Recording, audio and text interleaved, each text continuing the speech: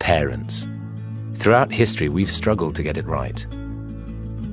We hope we won't pass on our emotional issues to our kids, and we swear we won't make the same mistakes our parents did.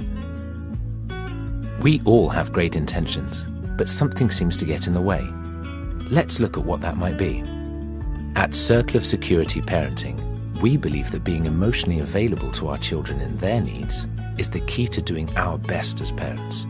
We call emotional availability being with.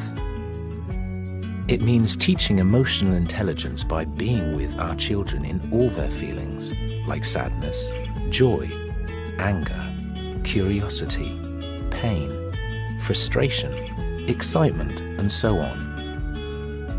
Being with children helps them understand, trust, and move on from feelings. And knowing someone is with them in their feelings helps children feel less overwhelmed and more secure. Decades of research backs this up.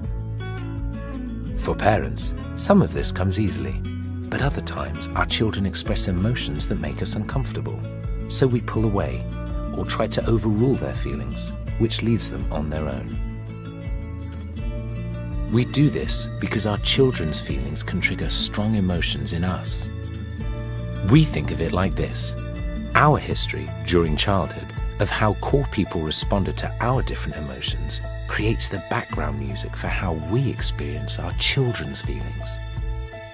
Let's look at this example.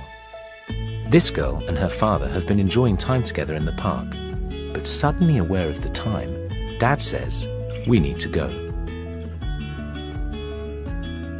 When the girl hears this, she starts crying and gets increasingly angry. All at once, the dad's background music changes.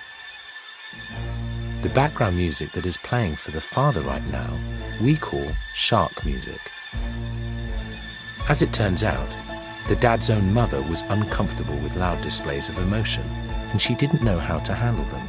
So throughout his childhood, she repeatedly told her son it was pathetic to cry, and she never ever asked him about his feelings of sadness or anger. His ability to deal with his daughter's emotion now is greatly affected by the experience with his mother then. Shark music. We're rarely aware it's playing, but it's our past experiences telling us to be afraid of or uncomfortable with a feeling or need that is actually safe. When our shark music limits our ability to respond to these feelings, our children learn to hide or feel ashamed of them. This is a problem because we're teaching our children to fear emotions that are actually both safe and essential in life. Most of us experience shark music with one emotion or another, and it's different for everyone. But whenever it is triggered, our ability to respond to our children's needs is limited. The good news is, by simply calling it by name and reflecting on what our children need in the moment, we can turn down our shark music. This is so important because if we can learn to manage our history of negative experiences and perceptions, we can respond to the truth of our child's current situation and be with them in it. Ultimately, this will help our children grow up with a better ability to understand and share more of the emotions they experience.